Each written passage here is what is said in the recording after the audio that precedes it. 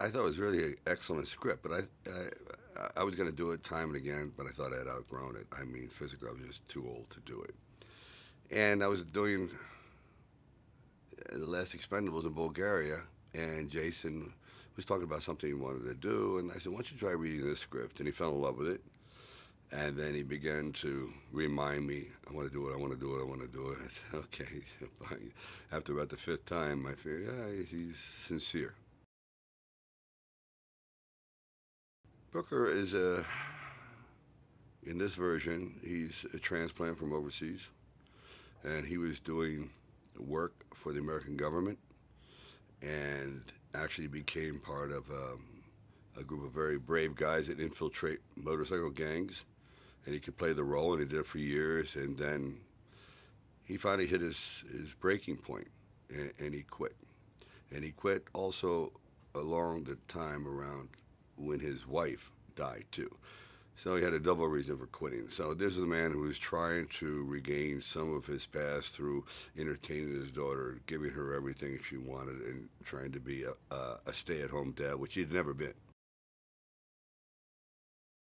Jason has a lot more talent than he gives himself credit for, and it's just he needed, I think, someone that knows him intimately, at least professionally, like I do, and knows that he can pull this off. And it's breaking ground, because I know that when you do a series of action films, you're called upon to play the strong, silent type, and you're not supposed to be that emotional. It's just not that kind of character, not that kind of persona he had developed.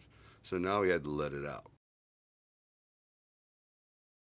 Gary's a great director. Gary has done some extremely dramatic movies and cutting-edge films and dark indie films, and has worked with many, many Oscar-winning actors. So he knows the ropes. He's also a perfectionist and shoots a lot of film because he wants to get it right. This film makes you think a little bit, makes you feel.